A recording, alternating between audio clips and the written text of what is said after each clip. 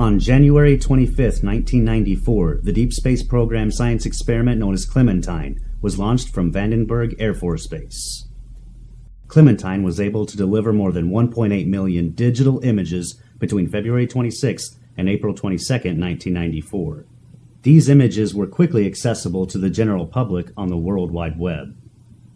In 1994, President Clinton cited the Clementine mission as one of the major national achievements in aeronautics in space. By going to the Clementine Lunar Image Browser 1.5, you can find many images that have been smudged or blurred to keep you from seeing what is there. Click on the desired resolution section and choose 1 pixel equals 1 kilometer option. Then by going to the image size in pixels option, choose 768 by 768. You are now ready to see for yourself a huge object on the surface of the moon. On the moon map, you will easily see a dot on the top of this crater and on the lower left. Click on the black dot on top of the crater and a close-up image of this section appears in the browser. What you see is a huge object resting at the top of this crater. It appears to be a large machine or perhaps a large spaceship or a motor of some kind. You can clearly see this photograph has been smudged over and blurred so we cannot see the details. This little gem was discovered and brought to the attention of moon researchers all over the world by Joseph P. Skipper on May 28, 2004. I decided to hire an imaging forensics expert to take this photo and to try and remove the blurring to reveal what is underneath. Jim Horrocks, an imaging forensics expert who has worked with the Los Angeles Police Department, was sent this photo, and his findings were written in a report he submitted to the production. First of all, the astounding measurements he made reveal an object that is 10 times the size of Los Angeles. 10 times the size. This in itself is an incredible detail about the size of this object. By using Adobe Photoshop and some of the filters available within the program, we were able to see more of the details that were lost due to the blurring applied by whoever did this for NASA and the Clementine mission archives. This enormous object seems to be some form of a machine or possibly a spacecraft. In all the enhancements made independently, it appears there may have been what appears to be a giant humanoid wearing a jumpsuit and possibly working on the front portion of this contraption. This may or may not be a giant humanoid. Perhaps the shadows seem to reflect something of a human form. We will never know until NASA releases this photograph unblurred and with the clarity available for us to see.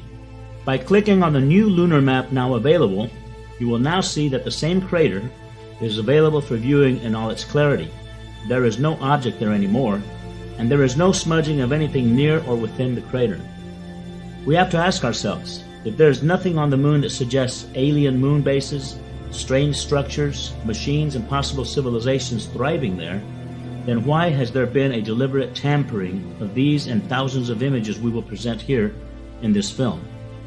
One of the many challenges I had to deal with in making this film was how the structures on the moon were to be presented. Unfortunately, most of all the Apollo and orbiter photos are black and white.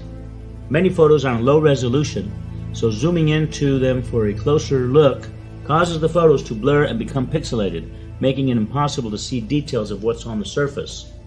While I was designing a poster for the film in Photoshop, I decided that I did not want a black and white photo in the background of the poster. So I decided to color the background image I was using so I would have a full-color poster for the film. I took some full-color aerial photos of landscapes that closely resemble the distances of the moon's surface, turned them into black and white photos, and compared them to the moon photo I was about to airbrush. Noticing the different shades of the aerials from Earth and the colors represented, I then started making a color palette in Photoshop. All I did was airbrush the colors onto the moon photo as they appeared on Earth. But the structures and other objects on the moon revealed themselves. I was so overwhelmed at the results, I have now colorized over 247 photos. Now that I had come up with a format and a routine for colorizing the moon, I decided to gather the most famous Apollo moon anomaly photos that researchers from all over the world had been presenting for years and decided to colorize them. This is one of the many original NASA photos that has some very unique anomalies, especially here in this area. This is what it looks like after we bring up the contrast to eliminate the brightness applied to distort the image.